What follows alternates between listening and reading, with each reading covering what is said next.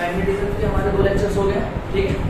हमने bio-Savart law पढ़ लिया था मैग्नेटिज्म में, और कैसे मैग्नेटिक फील्ड कैलकुलेट करना, मैग्नेटिक फील्ड के बारे में सारी जानकारी ली। उसके बाद से हमने क्या पढ़ा था, electric magnetic field due to a straight current carrying wire, ये पढ़ लिया हमने, ठीक है। इसके डेरिवेशंस हुए थे, क्वेश्चन हुआ इसमें, क्वेश्चन एक भी नहीं मारा। तो सबसे पहले कल तुम नहीं आई थी, क्वेश्चन कर भी नहीं पाओगे। चलो मैं क्वेश्चन लिखते जा रहा हूँ और करते जा रहा हूँ, लेकिन फिर ट्राई करना 1-2 मिनट के लिए। तो तुमने तो ये तो पढ़ा होगा ना कि magnetic field due to current carrying wire, straight current carrying wire, अच्छा कल ही पढ़ाया था। चलो ठीक, कोई बात नहीं। तो दुनिया की तुम्हारी गलती है, इसमें मैं क्या कर सकता हूँ। एग्जाम तो कैसा था, कौन साइंस का था, साइंस का एग्जाम देते हो।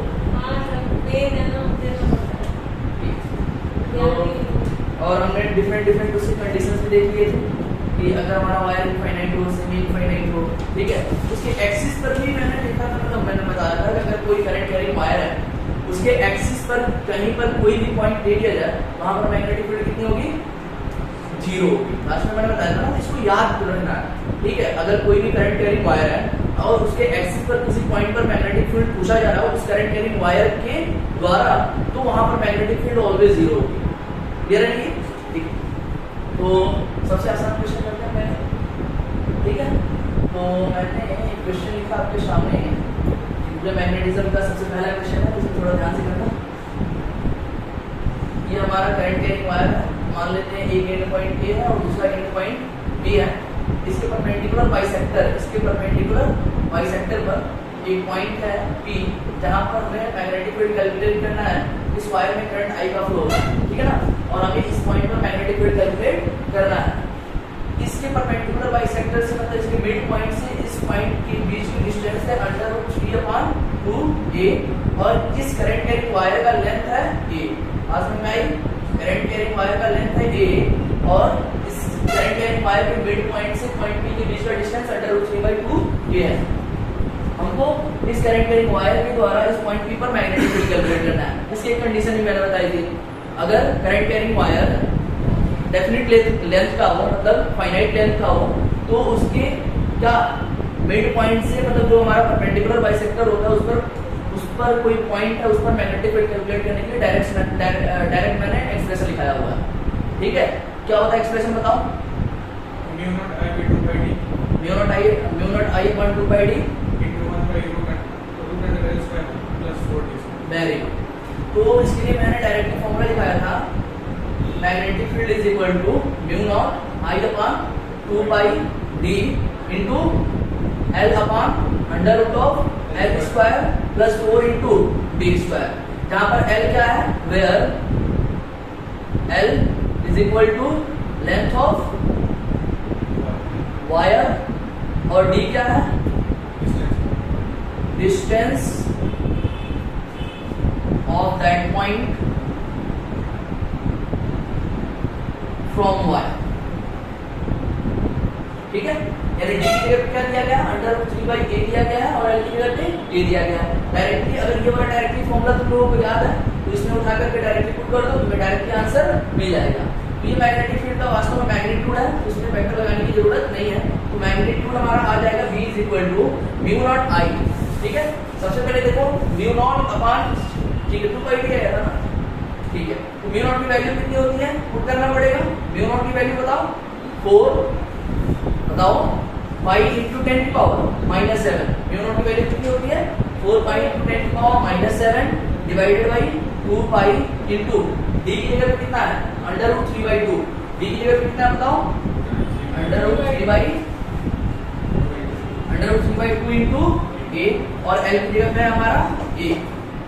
तो हमने म्यू की वैल्यू पुट कर दी यहाँ पर 2 pi, d की वैल्यू पुट करूँ तो d की वैल्यू है √3/2 into a, समझ में आ रही है। फिर I is equal to, I की वैल्यू दी नहीं गई है तो I is equal to I put कर दो, L की वैल्यू a है divided by √L²। L square का मतलब L की जगह कितना है, a है, तो ये हो जाएगा a² प्लस 4 इंटू d की d is equal to √3/2a, √3/2a का होल स्क्वायर। अब इसको सॉल्व कर लो, सॉल्व करना तो आता है ना, तो इसको सॉल्व करेंगे तो b इज इक्वल टू मिलने वाला यहाँ से देखो पाई से पाई कैंसिल आउट हो जाएगा और 2 से 4 2 बार में जाएगा 2 ये ऊपर चला जाएगा तो 2 2 4 हो जाएगा 4 into 10 की पावर -7 डिवाइडेड बाई √3 into 8 ठीक है इंटू आई। फिर इसको कैलकुलेट करोगे तो ये हो जाएगा a upon √a square plus √3 का स्क्वायर क्या हो जाएगा 3 डिवाइडेड बाई 2 2 4 4 से 4 कैंसिल आउट होगा यहाँ से 3 मिलेगा हमें तो 3a स्क्वायर ठीक है बात समझ में आई। अब 3a square plus a square that is equal to 4a square under root के बाहर निकलेगा तो 2a बच जाएगा हमारा a से a कैंसिल आउट होगा यानी नीचे हमारा केवल 2 बचने वाला है तो b इज इक्वल टू और 2 से फिर इसको इसमें डिवाइड कर देंगे तो 2 अपान √3 into 10 की पावर -7 i अपान 8 यही आंसर आने वाला ठीक है। तो मैंने कैलकुलेट कर लिया और तुम लोग समझ जाओ अगर कुछ नहीं आ रहा है तो हम लोग पूछ सकते हो।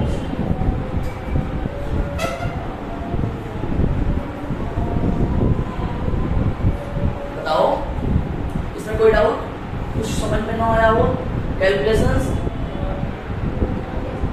मैंने डायरेक्टली कर दिया है इसको लिखो जल्दी से लिखने के लिए टाइम नहीं है बताओ इसे नहीं लिखो।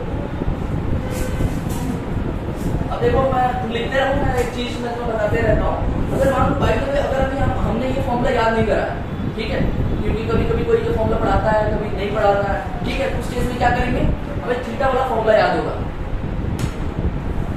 ठीक है। अगर ये फॉर्मूला हमें लेंथ और इन दोनों के बीच में डिस्टेंस के टर्म में डायरेक्टली याद नहीं है उस केस में मैंने क्या बताया था जनरल जो फॉर्मूला इसका आया था θ1 और θ2 के टर्म में आया था ना तो उस डायरेक्टली फॉर्मूले को पुट कर सकते हैं ठीक है। वो फॉर्मूला क्या था बताओ b is equal to mu naught I upon 2 pi d into sin theta ये और आसान है बस लेकिन हमें इसका थीटा आना चाहिए जबकि ये परपेंडिकुलर बाइसेक्टर है तो इसका θ1 और θ2 दोनों बराबर होंगे ये परपेंडिकुलर बाइसेक्टर होने की वजह से θ1 प्लस θ1 और θ2 दोनों क्या होंगे बराबर होंगे जिनको थीटा मान लिया जाता है ये वाला एक्सप्रेशन आता है तो हमें ये θ1 या θ2 दोनों में से कोई एक कैलकुलेट करना पड़ेगा। इसको कैलकुलेट करने के लिए क्या अप्लाई कर सकते हैं क्योंकि ये मिड पॉइंट है और इस मतलब पूरे वायर का लेंथ ये है तो क्या कितने वायर का लेंथ मतलब आधे पार्ट का क्या हो जाएगा a/2 हो जाएगा ठीक है। हमें ये θ1 कैलकुलेट करना है हमें a/2 यहाँ पर दिया गया है लेंथ इसकी और इसका बेस भी हमें मालूम है कितना √3/2 into a length sorry altitude और बेस दिया गया है तो राइट एंगल ट्रायंगल यहाँ पर बनता हुआ दिखाई दे रहा है आपको। राइट एंगल ट्रायंगल में ट्रिग्नोमेट्री लॉ लगा सकते हैं तो ट्रिग्नोमेट्री में एल्टीट्यूड और बेस में क्या रिलेशन होता है tan theta is equal to altitude upon base ठीक है। हम लिख सकते हैं tan theta is equal to altitude हमारा a/2 और बेस है हमारा कितना बताओ √3/2 into a 2 से 2 कैंसिल आउट हो जाएगा a से कैंसिल आउट हो जाएगा यहाँ पर मिलने वाला हमें 1/√3 और हम जानते हैं tan में 30 डिग्री की वैल्यू होती है 1/√3 तो 1/√3 की जगह पे हम tan 30 डिग्री डायरेक्टली पुट कर सकते हैं तो इन दोनों को कंपेयर करने पर हमें थीटा क्या मिल रहा है 30 डिग्री थीटा मिल गया हमें 30 डिग्री। अब यही वैल्यू उठा करके यहाँ पर डायरेक्टली पुट करो तुम्हें डायरेक्टली आंसर मिल जाएगा। तो दोनों तरीकों में से कैसे भी कर सकते हैं तो वो हमें डिपेंड करेगा कि हमें दोनों आ रहा है कि दोनों से कोई एक आ रहा है दोनों नहीं आ रहा तो दोनों नहीं आ रहा तो क्या करोगे बताओ क्वेश्चन छोड़ दोगे अच्छी बात नहीं अच्छी बात तब तीसरा रूल अप्लाई करेंगे तुक्का वाला। अच्छा एक और तरीके से कैसे कर सकते हैं इसको directly general formula mu naught I upon 4 pi d sin θ1 plus sin θ2 ठीक है ना उसमें θ1 भी 30 डिग्री ले लोगे θ2 भी 30 डिग्री ले लोगे d और i में दिया गया है डायरेक्टली जनरल फॉर्मूला किसी भी करंट कैरिंग वायर के स्ट्रेट करंट कैरिंग वायर के द्वारा मैंने जनरल फॉर्मूला दिखाया था क्या जनरल फॉर्मूला होता है v is equal to mu naught i upon 4 pi d sin θ1 plus sin θ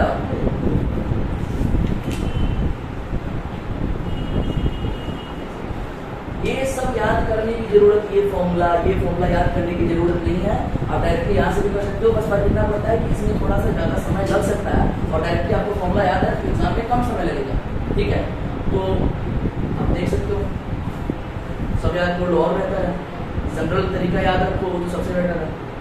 अगर ये फॉर्मूला भूल भी गया तो भी हम सॉल्व कर सकते हैं। ये हो गया क्वेश्चन, इसको बता दें हम बोर्ड पे अच्छा लिख देता हूँ, लिखाने का मन नहीं करता।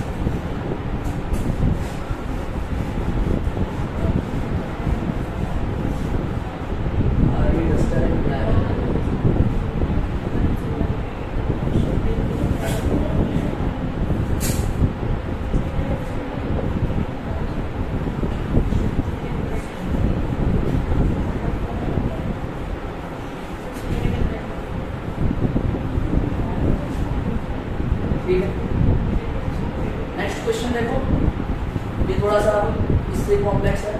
ये क्वेश्चन समझ में आ गया? क्या डाउट है? पानी का डाउट है? पानी चाहिए, पानी में कुछ डाउट है? अनवर, अनवर, वासिल सर, अनवर है वहां पे? थोड़ा बोल दीजिए कि एक बोतल में पानी दे दे। ठीक है, पानी आया समझ में? तो तक क्वेश्चन में लिखूं।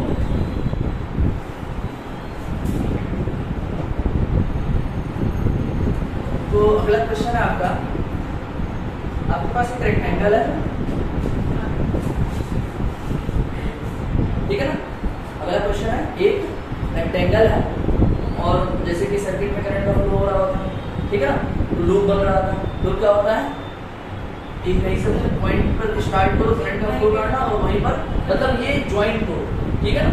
तो ये आपका एक लूप की तरह है और हम मान लेते हैं कि इसमें करंट आई का फ्लो हो रहा है, ठीक है?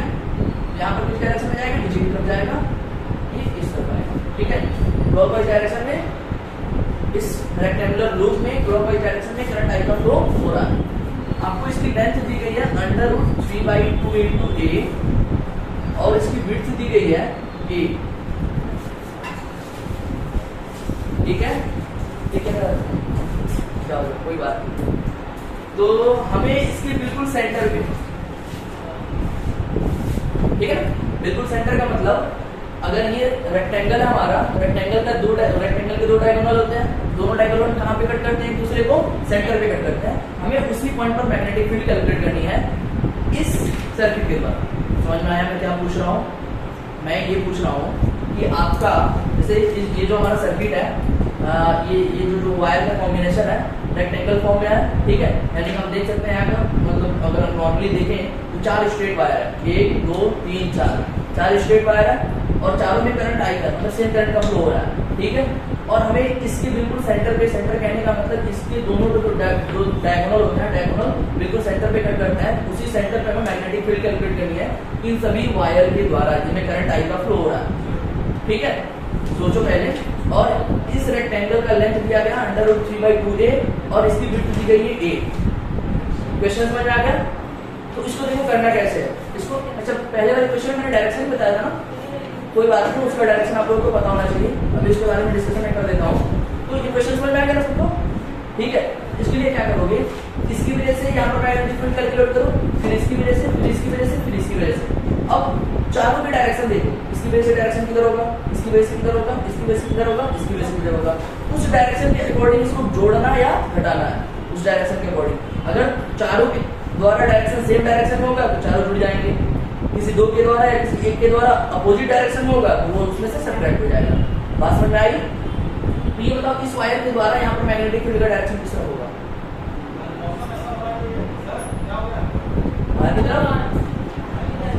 सही में एकदम राइट हो? सोच लो। इस वायर के द्वारा पूछ रहा हूँ, मैं नंबरिंग कर देता हूँ। ये वायर 1 है, ये वायर 2 है, ये वायर 3 है और ये वायर 4 है, ठीक है? बताओ बाहर की तरफ होगा। मैं इस पॉइंट पे पूछ रहा हूँ इस वायर की वजह से, पहले वाले वायर की वजह से अंदर होगा। तुम्हें समझ में आ गया? आपको समझ में नहीं आ रहा है? अब मैं समझा रहा हूँ अच्छे तरीके से। अब देखो, ये क्रॉस बनाने का मतलब क्या है? एक वायर है जो जिसका मतलब अंदर की तरफ करंट का फ्लो हो रहा है। एक वायर है, मतलब एक ऐसा वायर मैंने लिया, ठीक है ना? और ये वायर अंदर की तरफ करंट का फ्लो हो रहा है, इसलिए मैंने यहाँ पर क्रॉस बनाया हुआ है, ठीक है? जब अंदर की तरफ डायरेक्शन होता है किसी चीज का तो हम उसको क्रॉस से रिप्रेजेंट करते हैं। ये क्रॉस क्या रिप्रेजेंट कर रहा है? बोर्ड के परपेंडिकुलर डायरेक्शन में एक वायर है और जिसमें करंट आई का फ्लो हो रहा है। हमें यहाँ पर अपनी मैग्नेटिक फील्ड कैलकुलेट करनी है, तो मैंने क्या बताया था, करंट के डायरेक्शन में अपने अंगूठे को रखेंगे और जिस पॉइंट पर मैग्नेटिक फील्ड कैलकुलेट करनी होगी उसके डायरेक्शन में अपने हाथ के पंजे को मोड़ेंगे, हमें मैग्नेटिक फील्ड का डायरेक्शन मिल जाएगा। तो यहाँ पर बताओ, इस वाले पॉइंट पर मैग्नेटिक फील्ड का डायरेक्शन किस तरफ होगा, नीचे की तरफ होगा। समझना ध्यान से, देखो करंट का फ्लो इस डायरेक्शन में हो रहा है, अंगूठे को मैंने वैसे रखा। अब देखो ये जो हमारा हाथ का, ये क्या कहते हैं इसे, पाम दूरी कहते हैं। तो ये सफेद वाला जो कलर है हमारे हाथ का, इसका जो नीचे की तरफ, ये किस तरफ रिप्रेजेंट कर रहा है, नीचे की तरफ रिप्रेजेंट कर रहा है ना, तो हमारा मैग्नेटिक फील्ड का डायरेक्शन नीचे की तरफ होगा। ठीक है, अगर मैं बात करूं इस वाले पॉइंट पर मैग्नेटिक फील्ड को, तो बताओ क्या होगा मैग्नेटिक फील्ड का डायरेक्शन, इधर की तरफ, इस वाले पॉइंट पे सोच करके बताओ कैसे होगा, ऐसे होगा, इस वाले पॉइंट पे ऐसे होगा, इस वाले पॉइंट पे इधर होगा, इधर नहीं होगा, इसको हम मीट करेंगे और इस लाइन के परपेंडिकुलर डायरेक्शन में ऐसे होगा, इस वाले पॉइंट पे, इस वाले पॉइंट पे। फिर अगर हमें जैसे कि यहाँ पर तो हमने डायरेक्टली इसको ले लिया था, तो नीचे की तरफ तुमने बता दिया, लेकिन इस वाले पॉइंट पर मैग्नेटिक फील्ड का डायरेक्शन निकालने के लिए हम क्या करेंगे, जिस जहां पर हमारा करंट कैरिंग वायर है वहां से इसको मीट करेंगे और इस लाइन के परपेंडिकुलर डायरेक्शन में इस तरह बनाएंगे, यह होगा हमारे मैग्नेटिक फील्ड का डायरेक्शन। बात समझ में आ रहा है ना। तो एक चीज हमेशा याद रखना कि अगर कोई करंट कैरिंग वायर है तो मैग्नेटिक फील्ड का डायरेक्शन एक सर्कुलर लूप बना लेता है। ठीक है, तो इसके चारों बगल ऐसे मैग्नेटिक फील्ड का, ये मैग्नेटिक फील्ड का डायरेक्शन होता है। इसको आगे हम पढ़ने वाले हैं बहुत अच्छे तरीके से। ठीक है, फिलहाल के लिए बस इतना समझ जाओ, अगर कोई करंट कैरिंग वायर है तो उसके अराउंड मैग्नेटिक फील्ड का जो डायरेक्शन होता है एक सर्कुलर लूप होता है वो। ठीक है, क्लियर हुआ। ठीक है, अब बताओ यहाँ पर इसकी वजह से मैग्नेटिक फील्ड का डायरेक्शन देखो, करंट इस डायरेक्शन फ्लो हो रहा है ना अंदर की तरफ, क्यों नहीं सोच पा रहे हो यार, करंट इस डायरेक्शन फ्लो हो रहा है ना, देखो ना अंदर की तरफ आ रहा है हमारा मैग्नेटिक फील्ड का डायरेक्शन। ऐसे रख सकते हो, तो ये ऐसे रखोगे तो तुम्हें ऊपर के पॉइंट पर मैग्नेटिक फील्ड थोड़े बताना है, तुम्हें नीचे के पॉइंट पर बताना है ना। यहाँ पर देखो, अगर तुम्हें ऊपर के पॉइंट पर तो ऐसे रखना पड़ेगा, ऊपर मैग्नेटिक फील्ड बताना होगा तो जिधर पॉइंट होगा उधर ही आप उधर ही इसको रखना है, जिधर पॉइंट होगा उधर ही इसको रखना है। क्लियर हुआ, अभी भी नहीं हुआ, हो गया। इसकी वजह से बता देता हूँ, हो गया तो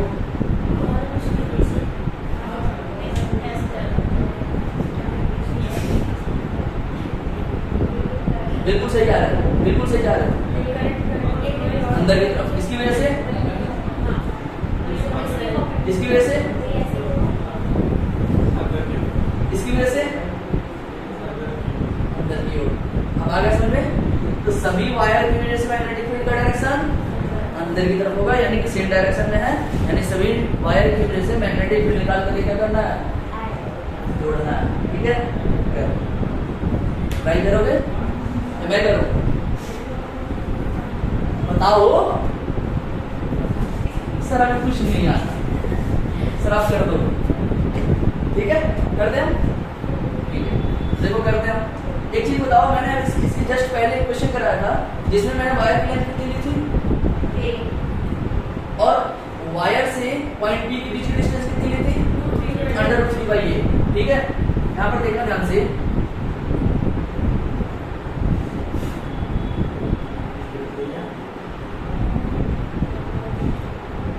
√3a रहना।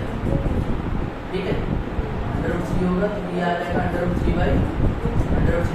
ठीक है, ज्यादा कैलकुलेशन करनी नहीं पड़ेगी, इसलिए मैं थोड़ा सा इसको आसान बनाने के लिए इसको क्या ले लूंगा, √3a है ये लेंथ और ये लेंथ है a। हमें इस पॉइंट पर मैग्नेटिक फील्ड कैलकुलेट करना है, तो ये बताओ इस पॉइंट पर मैग्नेटिक फील्ड कैलकुलेट करना है, तो ये बिल्कुल इसके बाइसेक्टर पे होगा, सभी लाइन के बाइसेक्टर पे होगा ना। बाइसेक्टर वाला फॉर्मूला डायरेक्टली अप्लाई कर सकते हैं हम। तो देखो ये लेंथ तुम्हारी कितनी हो जाएगी, ये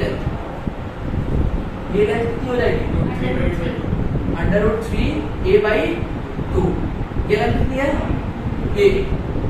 तो ऐसा जस्ट हमने अभी एक क्वेश्चन करा था, सेम क्वेश्चन करा था ना, तो उसका मैग्नीट्यूड सिर्फ बता दो, हम इसको दोबारा नहीं करेंगे। b = b1 है, इसको b4 है ना, इसको b4 मान लेता हूँ। b4 की वैल्यू कितनी आई थी बताओ, ये आई थी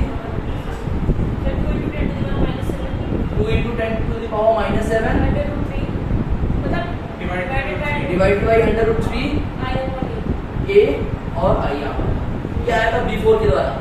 ये बताओ b2 के द्वारा कितना आएगा, b2 के द्वारा कितना आएगा, सेम आएगा। इसकी भी लेंथ उतनी है, यहाँ से डिस्टेंस उतनी है, दोनों का डायरेक्शन सेम है, यानी कि ये भी क्या आएगा, सेम आएगा। यानी b2 इज इक्वल टू कितना आ जाएगा 2 × 10⁻⁷ divided by under root 3 × a × i।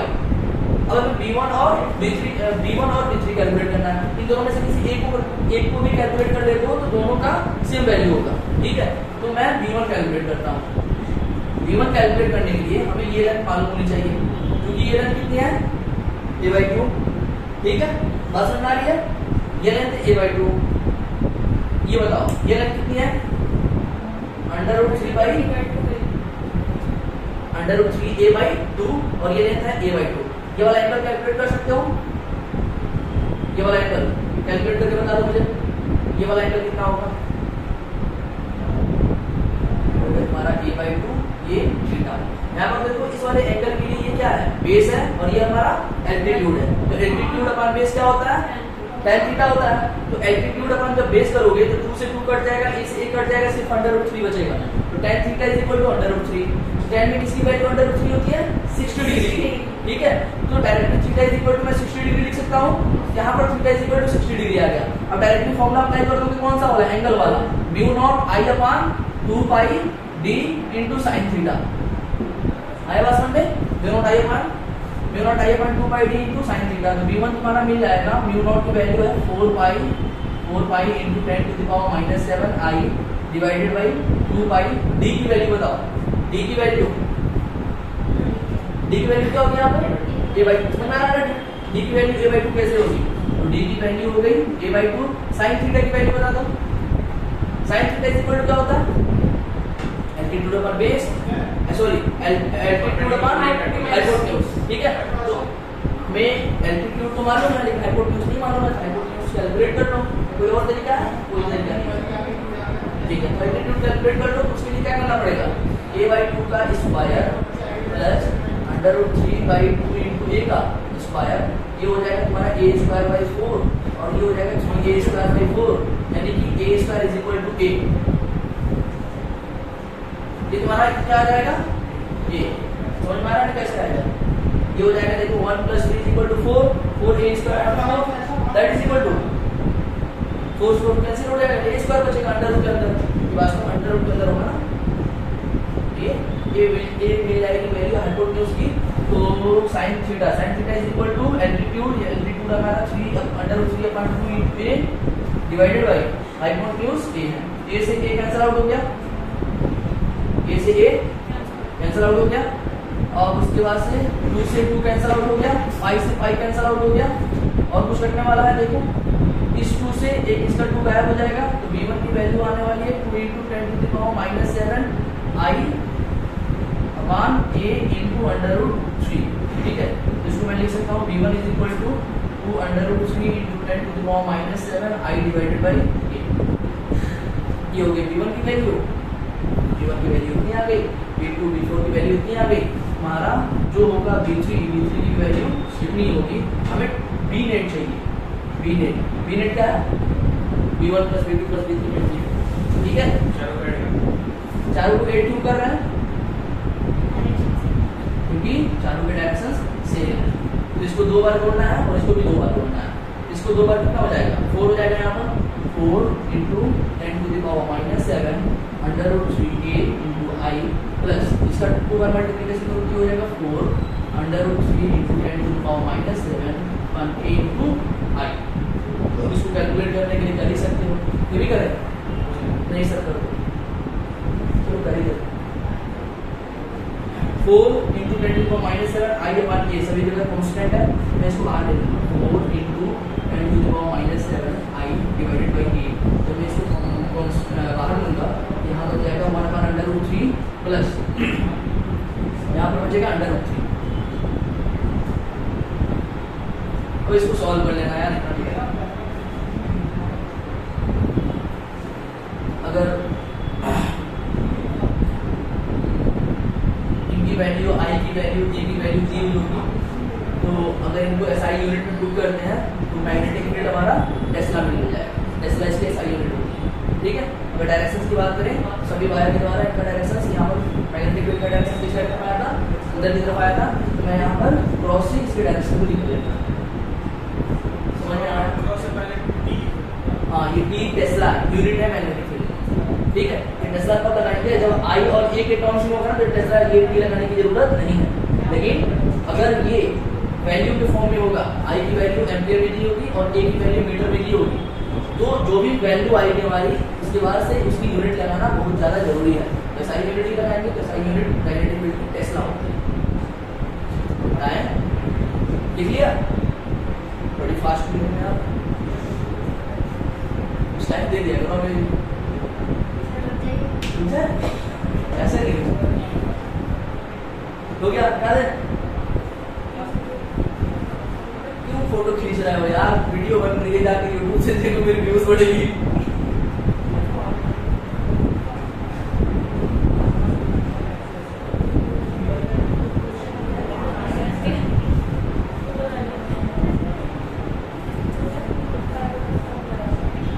वैसे कभी कोई वीडियो देख लिया करना।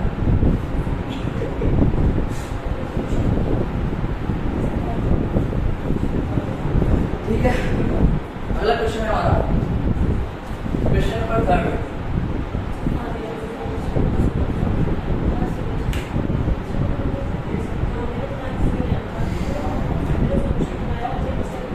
बात शुरू, चुपी नहीं हो रही है यार। देखो, अगला क्वेश्चन है हमारा, एक स्क्वायर है, ठीक है, और ये जो स्क्वायर है ना, मेटल का बना होगा, तभी जैसे करंट का फ्लो हो रहा होगा, कोई कंडक्टर ही होगा।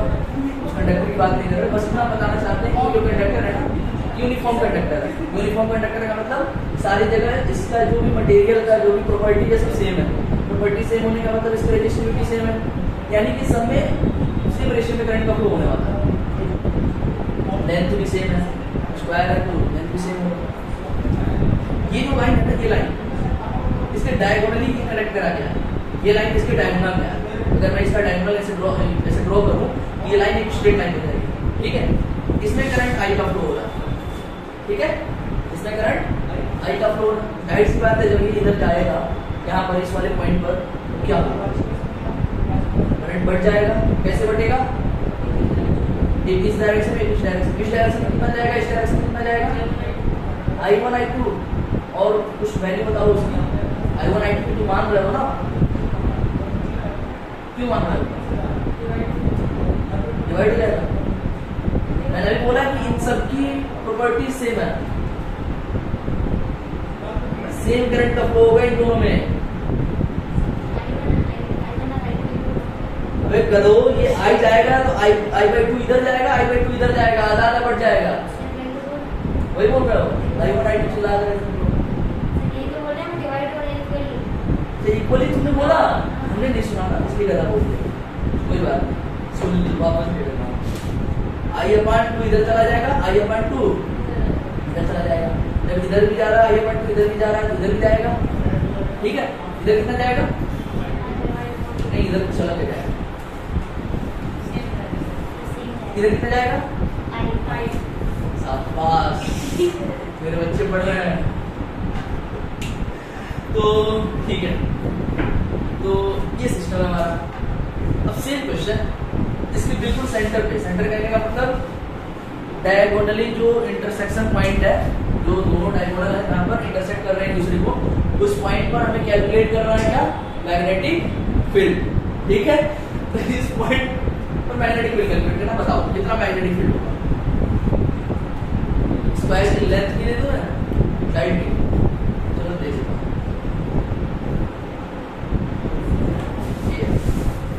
और ये इनफाइनाइट तक गया हुआ है।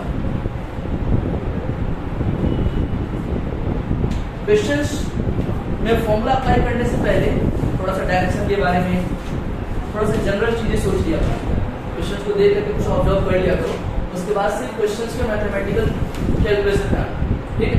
सोचो इसमें कुछ दिखाई दे रहा है, क्या दिखाई देगा,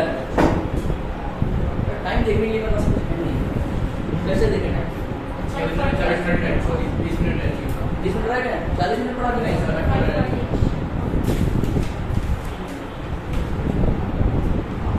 जितना सोच के आता हूँ उसका आधा भी नहीं पढ़ा पाता।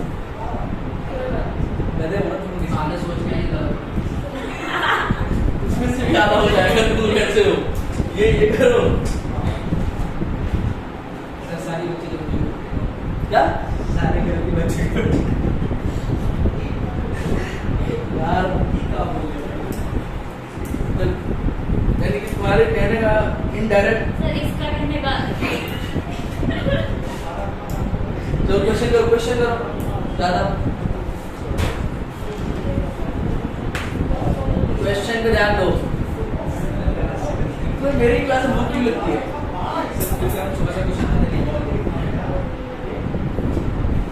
तो यार मैं बताऊं, लोग मान कर कुछ मुझे बताओ। देखो यार, ये जब वायर इस पे डायगोनली जा रही है तो यानी कि ये पॉइंट क्या है, इसके एक्सिस पे है, और किसी भी करंट कैरिंग वायर के एक्सिस पर किसी पॉइंट पर मैग्नेटिक फील्ड कितना होता है? 0। ठीक है, हमें इसको याद रखना है। तो इसके द्वारा मैग्नेटिक फील्ड यहाँ पर कितना हो जाएगा? 0। इसके द्वारा 0। ये तो हो गया खत्म। इसके द्वारा बताओ, इसके साथ कुछ मैग्नेटिक फील्ड होगा मान लेते हैं, क्योंकि यहाँ पर देखो सिमिलर टाइप के वायर है, सिमिलर लेंथ के, सिमिलर करंट का फ्लो हो रहा है। यानी किसी एक के द्वारा भी मैग्नेटिक फील्ड हम निकाल लेते हैं तो हमारा मैग्नेटिक फील्ड 4 से मल्टीप्लाई करने में मिल जाएगा। उससे पहले हम क्या करते हैं, हम मान लेते हैं कुछ मैग्नेटिक फील्ड होगा, मान लो इसकी वजह से मैग्नेटिक फील्ड B है, तो इसकी वजह से भी B होगा, चारों की वजह से B होगा। फिर हम देखते हैं डायरेक्शन इनकी, इसका डायरेक्शन इस तरफ, इसका डायरेक्शन इस तरफ, इसका इस तरफ, इसका इस तरफ, इसका इस तरफ। ठीक है, इसके द्वारा मैग्नेटिक फील्ड का डायरेक्शन बताओ। यहाँ पर इस पॉइंट P पर इसके द्वारा मैग्नेटिक फील्ड का डायरेक्शन किस तरफ होगा? अंदर की तरफ। ठीक है, अंदर की तरफ होगा।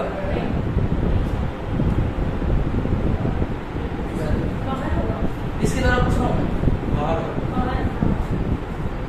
दिखा, कुछ और दिखाओ बाहर की तरफ। मैं यहाँ पर इसके द्वारा एक बाहर की तरफ बना देता हूँ, इसके द्वारा बताओ। इसके द्वारा बाहर ही होगा सर, इस साइड बाहर होगा सर। तुम समझ नहीं पा रहे, यही बताओ यार। सर कैसे पेमेंट करना है? यार ऊपर की तरफ जा रहा है ना, देखो ना।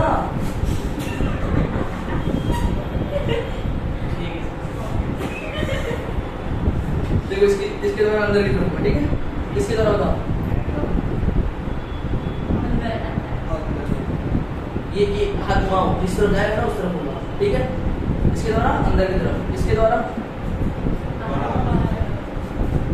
बाहर। सभी के द्वारा मैग्नेटिक फील्ड सेम है। 2 के द्वारा बाहर की तरफ, 2 के द्वारा अंदर की तरफ, यानी 50। तो यानी 50 मैग्नेटिक फील्ड इधर, 50 मैग्नेटिक फील्ड इधर। बाद में क्या हो जाएगा? अंदर से अंदर उतना बाद में क्या हो जाएगा? अगर किसी सिस्टम में जितना अंदर मटेरियल जा रहा है और जितना बाहर आ रहा है तो फिर ट्रांसफर कितना हो रहा है? 0। वैल्यू मैं पूछ रहा हूँ, अंदर बाहर नहीं पूछ रहा हूँ। मैग्नेटिक फील्ड कितनी होगी इस पूरे सिस्टम के द्वारा? इस पॉइंट P पर मैग्नेटिक फील्ड की वैल्यू 0।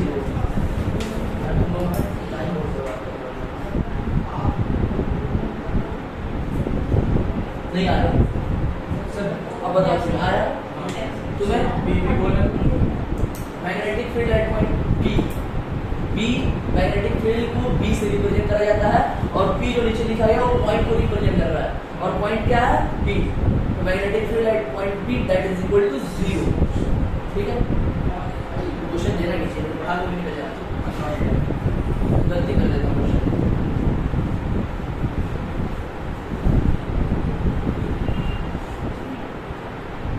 और क्वेश्चन एक और बता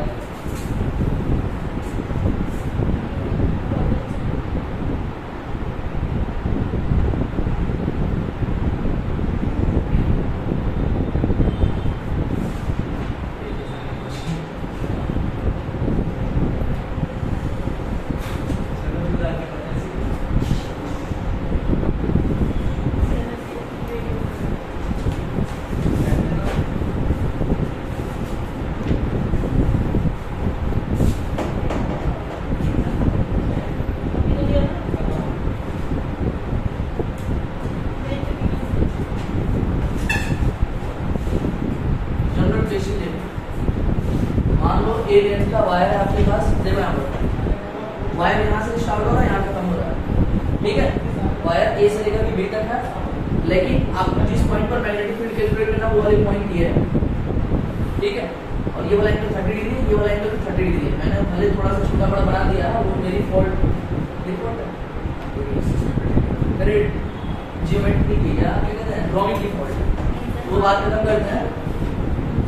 इसको जब आगे की तरफ प्रोसीड करेंगे और इसको भी हम आगे की तरफ इसके परपेंडिकुलरली प्रोसीड करेंगे तो ये वैल्यू हमें डी मिलती है। तो ये लेंथ डी है, इसकी लेंथ ए है, ये 30 डिग्री है, ये 30 डिग्री। आपको इस पॉइंट पी पर इस लेंथ इस मतलब वायर में इतना टाइप अप हो रहा है जिसकी वजह से मैग्नेटिक फील्ड कैलकुलेट करनी है, हमें बताना है magnetic field at point P.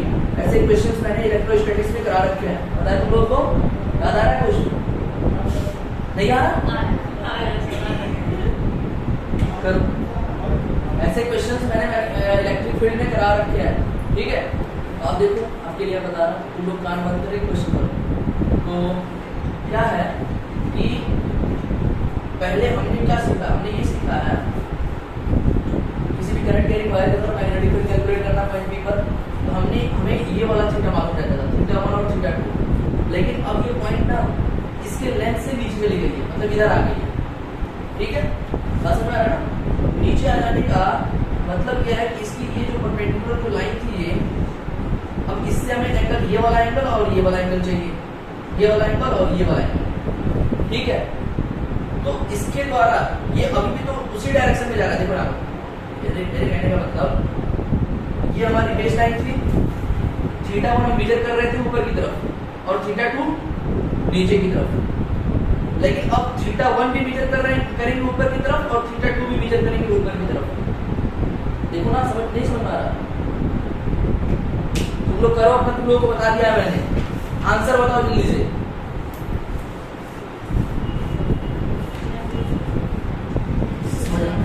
हमने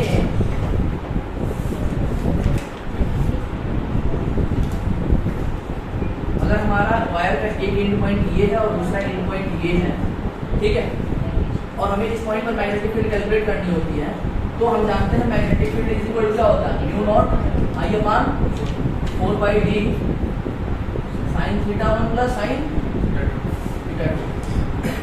आई हमारा इस वायर में जो करंट का फ्लो हो रहा था वो है, d क्या होता है, d होता है वायर से परपेंडिकुलर डिस्टेंस पॉइंट p की, ये डिस्टेंस होती है d, ठीक है। अब sin थीटा 1 और थीटा 2 क्या होता है, पहले पॉइंट का बेस लाइन से, इसको हम बेस लाइन मान लेते हैं, बेस लाइन से ऊपर की तरफ एंगल होता है थीटा 1 और इसी बेस लाइन से दूसरे वाले पॉइंट को मीट कराने वाली ये जो लाइन है, ये जो लाइन है इस बेस लाइन से कितना एंगल सेपरेट कर रही है उसको हम नीचे की तरफ मेजर करते हैं थीटा 2 से, ठीक है। ये थीटा 1 होता है और ये थीटा 2 होता है। अब हमें इस पॉइंट पर मैग्नेटिक फील्ड कैलकुलेट ना करके हमें ऐसे पॉइंट पर मैग्नेटिक फील्ड कैलकुलेट करना है जो कि इस पॉइंट ए से भी नीचे है, ठीक है। हमें यहाँ पर मैग्नेटिक फील्ड अगर कैलकुलेट करना हो तो हम क्या करते हैं ना, इसको आगे की तरफ प्रोसीड करते हैं, क्योंकि हमें इस वायर के लेंथ से परपेंडिकुलर डिस्टेंस चाहिए ना। परपेंडिकुलर डिस्टेंस में क्या करेंगे, इस लेंथ इस लाइन पर परपेंडिकुलर डालेंगे, ये डी मिलेगा हमें, डी तो हमें दे दिया है। लेकिन अब थीटा 1 और थीटा 2 डी तो पता चल गया, लेकिन थीटा 1 और थीटा 2 कैसे मेजर करेंगे, उसके लिए हम क्या करते थे, जिस पॉइंट का मैग्नेटिक फील्ड कैलकुलेट करना है उसको एंड पॉइंट से मिलाते थे। देखो यहाँ पर एंड पॉइंट से मिलाया, फिर एंड पॉइंट से मिलाया, तो अब क्या करना पड़ेगा, इस वाले पॉइंट को भी हमें एंड पॉइंट से मिलाना पड़ेगा और हमें ये वाला जो एंगल मिलेगा वो क्या होगा, थीटा 1 होगा। लेकिन दूसरा एंड पॉइंट भी ऊपर ही है, उसमें क्या होता था, इस पॉइंट पी के लिए एक एंड पॉइंट ऊपर है, दूसरा एंड पॉइंट नीचे है, लेकिन इस पॉइंट के लिए दोनों एंड पॉइंट ऊपर ही है, बस समझ आया। लेकिन हमने ऐसे डेरिवेशन करा है, दूसरा एंड पॉइंट का जो एंगल आया है ना वो निगेटिव डायरेक्शन में आया है, ठीक है। तो इस वाले पॉइंट और इस वाले पॉइंट को मीट करने पर ये वाला एंगल हमारा पॉजिटिव डायरेक्शन में आ रहा है, थीटा 2 भी, ठीक है। लेकिन अगर ऐसा केस आएगा ना, थीटा 2 की वैल्यू पुट करते समय उसको निगेटिव के साथ पुट करेंगे। इस वाले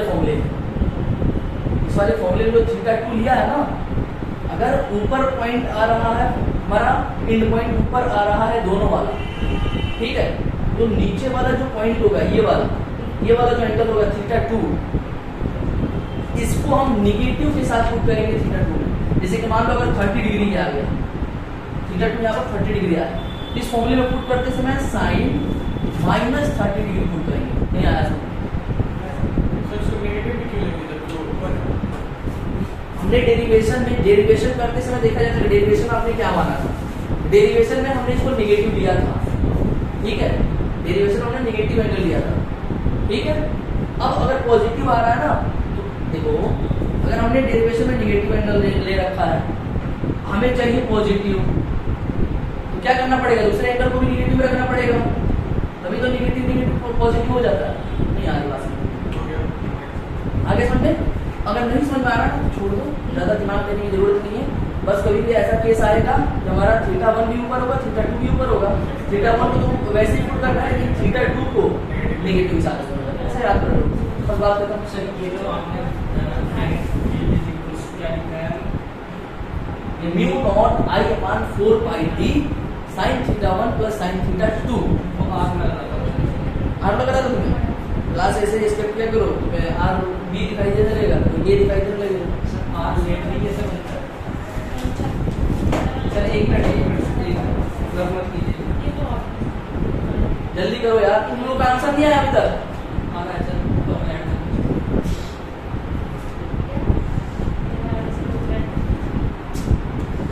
अभी तक आंसर नहीं तुम लोग का।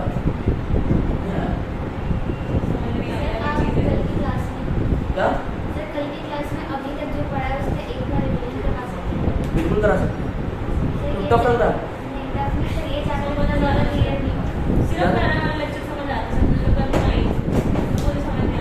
पहला लेक्चर तो समझ में आ गया था ना, तो वही पढ़ा तो वही समझ में आएगा, कल पढ़ी नहीं तो समझ में कैसे आ जाएगा?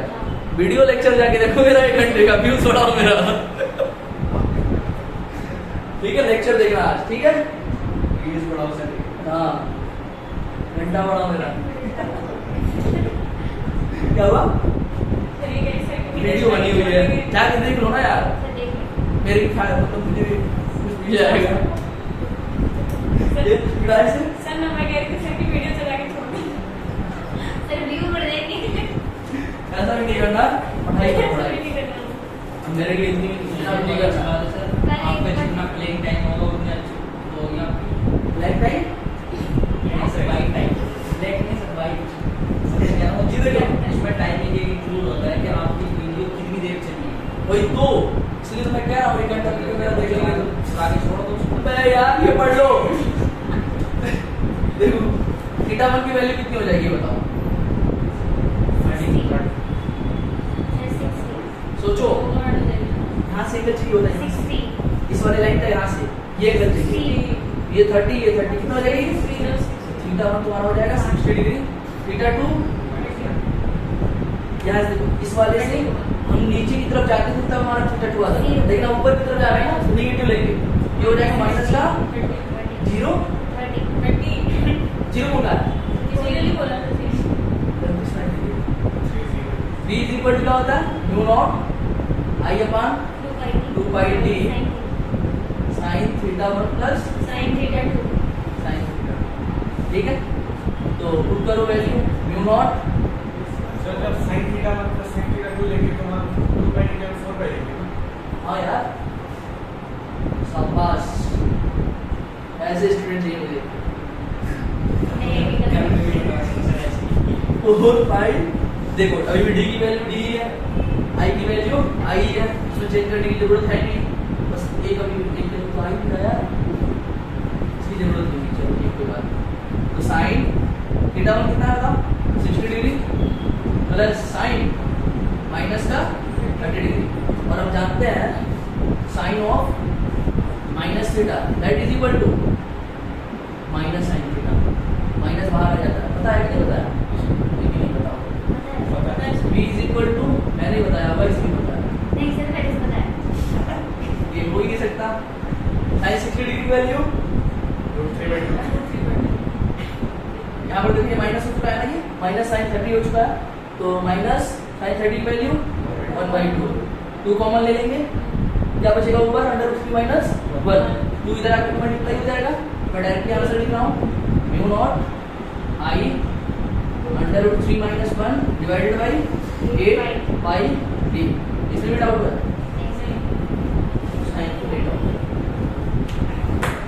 जल्दी से लिखो, अगला टॉपिक करें। और क्वेश्चन है तो होमवर्क में दूंगा बैठा, ठीक है। अब अगले हेडिंग दो, magnetic field sir on the axis of sir जल्दी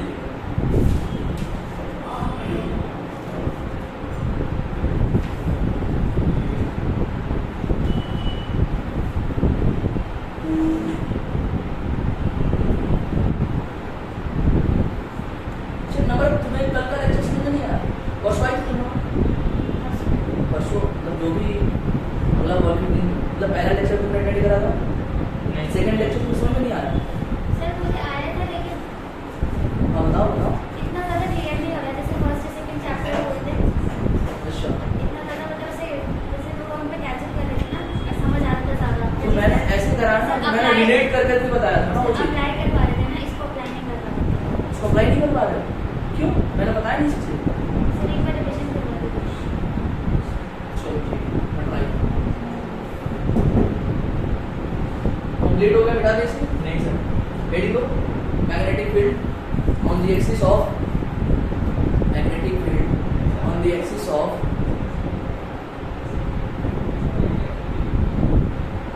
current carrying ring. कल ई तक करा तो उसके बाद नहीं उसका केस नहीं है, ये अलग केस है। Magnetic field on the axis of current carrying ring. Anwar क्या है इसे? पहला ऐसा लड़का देखा यार, दो लड़कियों से भी नहीं मालूम है। सर लड़कियां आपने कहाँ देखी जो फास्ट सॉरी क्या बोलते हैं इसको? यार ये दोनों हमेशा तुमसे पहले लिख लेती हैं। और लिखती है हमेशा तेज लड़कियां सारी। अच्छा आपको पता नहीं लड़कियां तेज होती हैं? लड़कियां तेज होती हैं। हर काम अरे अच्छी बढ़िया कैसे देख रही है तुम? इधर इधर आ जाओ। अरे होना नहीं चाहिए इसका इसकी है।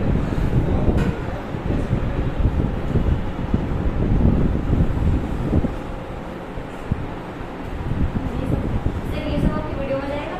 बिल्कुल।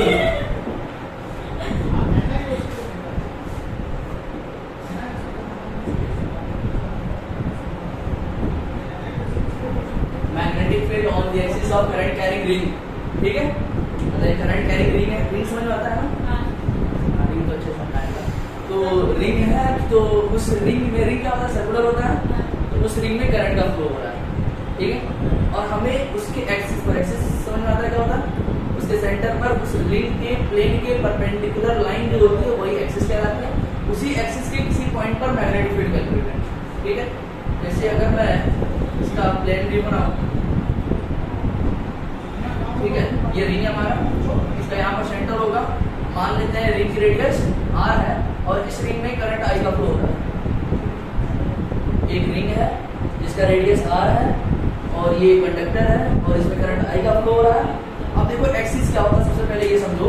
इसका जो सेंटर होता है ना, तो जिस प्लेन में रिंग रखी उस प्लेन के परपेंडिकुलर लाइन खींच देंगे उसके सेंटर पे, ये हमारी एक्सिस कहलाती है, एक्सिस ऑफ द रिंग होता है, ठीक है। हमें इसी एक्सिस पर किसी पॉइंट P पर मैग्नेटिक फील्ड कैलकुलेट करना है, ठीक है। जैसे मान लो हमसे यहाँ से x डिस्टेंस पर यहाँ पर एक पॉइंट है और इसी पॉइंट पर मैग्नेटिक फील्ड कैलकुलेट करना है, तो हम मैग्नेटिक फील्ड कैलकुलेट करने जा रहे हैं। तो मैं इस रिंग को ना, देखो अगर मैं मान लूँ कि ये हमारा x डायरेक्शन है, ये हमारा y डायरेक्शन है और ये हमारा z डायरेक्शन है। कहने का मतलब हमारा जो बोर्ड है ना, इसका प्लेन xy प्लेन में है, ठीक है। xy प्लेन क्या है? हमारा बोर्ड का प्लेन, और y हमारा ऐसे बाहर निकला हुआ है। बात समझ आ रही है मेरी? कुछ नहीं आ रही? ये x डायरेक्शन है, ये y डायरेक्शन है और ये हमारा z डायरेक्शन है, ठीक है। तो हमारा जो ये रिंग मैंने यहाँ पर बनाया फिलहाल में, ये हमारे xy प्लेन में है, लेकिन मैं अब इसको करूंगा yz प्लेन में। इस रिंग को मैं बनाऊंगा किसमें? yz प्लेन में। मतलब रिंग मैं ऐसे लूंगा, लेकिन मैं ऐसे रिंग बना नहीं सकता। ऐसे रिंग आपको ऐसे देखोगे तो क्या दिखाई देगा? एक लकीर दिखाई देगी, लाइन दिखाई देगी, लेकिन मैं थोड़ा सा इसको ट्रीट करके बनाऊंगा। लेकिन आप उसको क्या समझोगे? वो yz प्लेन में है, उसमें है yz प्लेन में। मैं यहाँ पे एक रिंग बनाया और ये yz प्लेन में है, ठीक है। और इसमें जो करंट का फ्लो हो रहा है ना, वो इस डायरेक्शन में, क्लॉकवाइज डायरेक्शन में हो रहा है। इधर से देखने पर क्लॉकवाइज डायरेक्शन में हो रहा है। यहाँ बात आगे ना, मतलब इधर से देखने पर क्लॉकवाइज डायरेक्शन में हो रहा है। मान लेते हैं कि ये देखो ये रिंग ना हमारा, देखो कैसे है, ये इधर से मतलब ऐसे जा रहा है, ऐसे आ रहा है, हमारा पहले इधर से अंदर गया फिर बाहर आया, ठीक है। ये रिंग कैसे दिखाई दे रहा है, ऐसे दिखाई दे रहा है, नहीं आ रही बात समझ,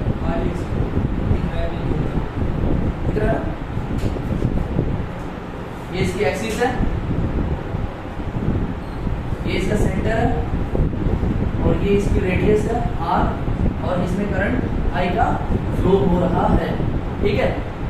तो एक चीज बताओ, करंट का फ्लो ऐसे हो रहा है तो ऊपर अंदर से बाहर की तरफ आ रहा होगा करंट, तो करंट का फ्लो ऐसा हो रहा है ना, तो करंट ऊपर की तरफ इधर अंदर से बाहर आ रहा होगा, तो अंदर से बाहर जब करंट आएगा तो उसको मैं क्या किसी रिप्रेजेंट कर सकता हूँ, डॉट से।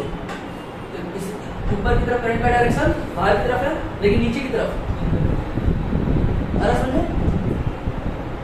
नीचे जो करंट फ्लो हो रहा है ना वो अंदर की तरफ फ्लो हो रहा है, क्या समझे, आगे समझे। यहाँ से x डिस्टेंस पे एक पॉइंट है P, और इसी पॉइंट पर हमें कैलकुलेट करना है मैग्नेटिक फील्ड, ठीक है। मैं क्या करूँ ना, सबसे ऊपर की तरफ एक डीएल एलिमेंट ले लेता हूँ। मैंने क्या करा, एक डीएल एलिमेंट लिया, इस एलिमेंट की वजह से यहाँ पर मैग्नेटिक फील्ड निकालूंगा मैं, ठीक है। ये बताओ, ये डिस्टेंस मैंने x ली हुई है, ये इसका रेडियस r है, इसका रेडियस r है, ये डिस्टेंस कितनी हो जाएगी, x² under root under root of r² plus x²। इसमें किसी को कोई डाउट? तो इस डीएल एलिमेंट की वजह से यहाँ पर मैग्नेटिक फील्ड आप कैलकुलेट कर सकता हूँ मैं, बताओ कितना होगा magnetic field, dv is equal to dl element की वजह से मैग्नेटिक फील्ड मान लेता हूँ dv है, dv इज इक्वल टू हो जाएगा, एक्सप्रेशन बताओ, mu naught I upon 4 pi dl sin theta divided by r², चलो r लिख देता हूँ, r²। ये dv कैलकुलेट करने का हमारा एक्सप्रेशन था, ठीक है। अब हम देखते हैं r की जगह पे क्या है, थीटा की जगह पे क्या है। चलो ठीक है, थीटा क्या होता था, एंगल dl और r के बीच का एंगल, r हमारा इस डायरेक्शन में है और dl हमारा अंदर से बाहर, देखो ना, तो dl हमारा अंदर से बाहर है, समझना, dl हमारा अंदर से बाहर है और r हमारा ऐसे है, बता दोनों के बीच में एंगल कितना है, कितना है, 90 डिग्री, बताओ ना। हमारा dl dr ये है और dl बाहर की तरफ, dl पूरा बाहर की तरफ और dr हमारा xy प्लेन में है, तो क्या हो जाएगा, ये वाला एंगल चाहिए होगा, ये वाला 90 हो गया, तो थीटा हमारा 90 डिग्री हो गया, समझ में आ रहा है कैसे 90 डिग्री हुआ। r बताओ कितना हो गया, under root of r² plus x², तो dv क्या हो जाएगा, dv is equal to mu naught I upon 4 pi dl। अब बताओ sin 90 की वैल्यू कितनी होती है, 1 होती है, 1 हो गया वो r², मतलब इसका स्क्वायर क्या हो जाएगा, r² प्लस x², नहीं आया, आ गया। अब देखो ये बताओ dv का डायरेक्शन किधर होगा, dv का डायरेक्शन इस वाले पॉइंट पर कहाँ पर होगा, किधर की तरफ होगा, बताओ, सोचो, dv का डायरेक्शन बताना, यहाँ पर dl क्रॉस r से सोचना, dl क्रॉस r से, dl के डायरेक्शन में अपने हाथ को ऐसे रखना, dl का डायरेक्शन ऐसे है तो, और r के डायरेक्शन में ऐसे मोड़ना, तो जो तुम्हारे अंगूठे का डायरेक्शन दिखाएगा वो dv का डायरेक्शन दिखाएगा। मैं तुम्हें बता रहा हूँ, dl हमारा बाहर की तरफ है और r हमारा इस तरफ है, यानी ऐसे करके ऐसे मोड़ना, ये बात समझ, ठीक है। तो dv का डायरेक्शन किधर जा रहा है, ऊपर की तरफ जा रहा है, नहीं हो रहा है क्लियर, दिमाग में क्या होगा तुम लोगों का, देखो हमारे r का डायरेक्शन इस तरफ है और dl का डायरेक्शन बाहर की तरफ है, तो हमारा जो dv का डायरेक्शन होगा ना इसके लिए परपेंडिकुलर होना चाहिए, और dl के और dr के दोनों के परपेंडिकुलर होना चाहिए, इस डायरेक्शन में जाएगा, देखो यहाँ ना dl क्रॉस r, इस डायरेक्शन में जा रहा हमारा मैग्नेटिक फील्ड, ये है हमारा मैग्नेटिक फील्ड dv। अगर मैं मान लूँ ये वाला एंगल अल्फा है, अगर मैं मान लूँ ये वाला एंगल अल्फा है, इसको अल्फा मत मान लो, इसको अल्फा मान लो, ये वाला एंगल मैं मान लेता हूँ अल्फा है, ठीक है। तो ये dv है, ये वाला एंगल कितना हो जाएगा, 180 माइनस 90 माइनस अल्फा, 90 तो ये है, 90 तो खत्म हो गया एक स्ट्रेट लाइन पे, 90 बचा उसमें से अल्फा ही है तो 90 माइनस अल्फा हो जाएगा। ठीक है, ये डीवी हमारा इस डायरेक्शन में है। अब बताओ ये वाला जो डीएल एलिमेंट है इसके अपोजिट डायरेक्शन में भी तो एक ऐसा ही एक और एलिमेंट होगा, इसकी वजह से जो मैग्नेटिक फील्ड होगी वो इस डायरेक्शन में होगी। ठीक है, इस डायरेक्शन में होगी, इसकी भी जब दो कंपोनेंट करेंगे, एक इस डायरेक्शन में एक इस डायरेक्शन में, इसका जो दो कंपोनेंट होगा एक इस डायरेक्शन में होगा एक इस डायरेक्शन में होगा। ठीक है, तो इसके जो वर्टिकल दोनों कंपोनेंट है ना वो एक दूसरे को कैंसिल आउट कर देगा, सिर्फ हमारा क्या आएगा हॉरिजॉन्टल कंपोनेंट आएगा। तो वर्टिकल कंपोनेंट जो होगा हमारा डीबी, ये देखो ये क्या हो जाएगा, ये वाला component dB cos 90 minus alpha that is equal to sin alpha, ये होगा हमारा डीबी sin 90 माइनस अल्फा यानी कि डीबी cos अल्फा। नहीं आ रहा, तो हमें निकालना क्या है, हमें जो हमारा बी नेट मिलेगा ना वो हमेशा x एक्सिस की डायरेक्शन में मिलेगा, वो होगा डीबी sin अल्फा।